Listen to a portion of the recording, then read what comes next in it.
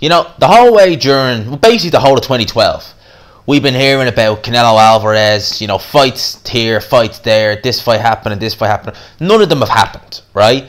We know he's less than happy, or was anyway, I should say, less than happy with the zone and how that was being handled. He was less than happy with Oscar De La Hoya and Golden Boy.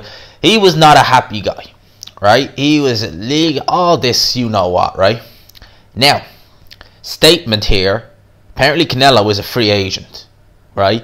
Going to read a statement from his trainer, Eddie Reynoso. I'm going to quote him verbatim with this statement here. So, I'm going to read this now. It says, "In my role as a manager and coach of Saul Canelo Alvarez, I allow myself to communicate to the boxing community and to tell our fans that starting today, November 6th, Canelo becomes a free agent, so we are ready to continue his boxing career. All this time we've been working very hard in the gym with a lot of responsibilities and discipline to be in the best physical shape and ready to fight this year, and it will be. We will announce date, rival and place very soon, and we will return to the ring stronger than ever to keep growing and show that Mexican boxing is the best. Thank you, Eddie Reynoso." End of quote. Now, it's saying here as well, this isn't quoting Eddie Reynoso, it is ESPN MX. They are quoting that Canelo Alvarez, his target return date, right, now this is nothing confirmed, is December 19th, and it is potentially going to be against IBF 168 pound world champion Caleb Plant, right? Now obviously we know Caleb Plant is with Al Heyman. He's been relatively inactive over the last year, Caleb Plant. That is not a bad opponent. That's a very good opponent. Caleb Plant would be, in my opinion, if you take Canelo out of the equation, the best at 168 pounds. Now some of you might say Benavidez, but with him, his issues with making weight, God only knows what he's doing these days. It's an interesting one. I'm wondering why they're targeting Plant and not Yildirim, because as far as I was aware, Alvarez and Yildirim were going to be ordered to fight for the WBC 168 pound super middleweight world title. So I don't know whether there's been a breakdown of communications there or what's gone on. Caleb Plant is a good opponent. He is. He's leagues better than Avni Yildirim. It's not even remotely close, right? But I don't know why, but I just have a feeling that fight there against Plant won't happen. You know, that's just a good feeling, and my good feeling is normally quite good. Call it intuition, call it whatever you want. But I would probably be surprised, pleasantly surprised, if Canelo Alvarez A, fights this year at all, seriously, with the way things are going, and B, fights Caleb Plant. Right, now obviously Alvarez has been in training. Plant was meant to have a fight this year, you know, post-lockdown, and it fell through for whatever reason. So I don't know whether he's in the gym, whether he's in shape or anything. I don't imagine he is. He's normally in quite good shape, Caleb Plant.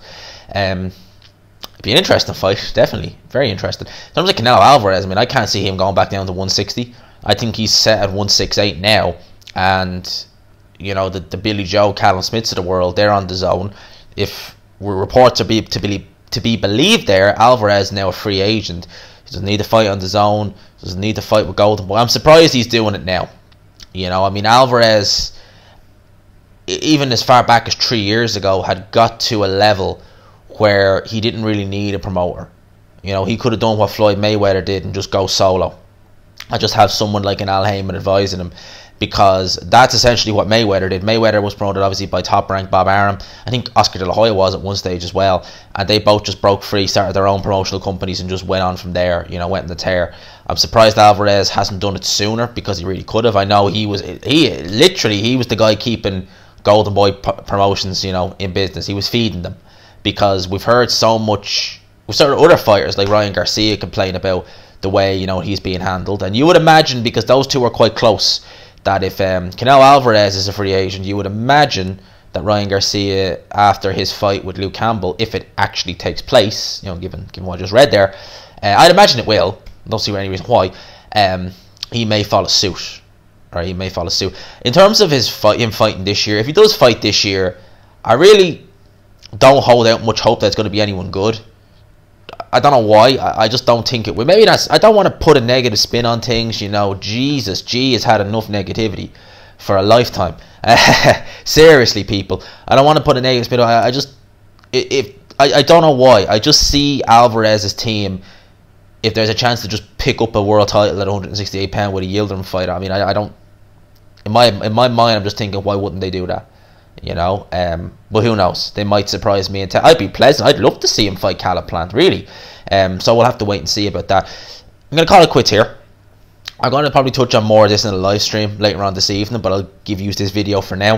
Hope y'all enjoyed this, people. Smash the like button if you haven't already. Subscribe, of course, if you guys are new to the channel. Hope you enjoyed it, as always. Hashtag GMansRocks. We hashtagging GMansRocks. There you go. We got that. And obviously, King of Rip Jeans. I'll talk to you, peeps. Peace.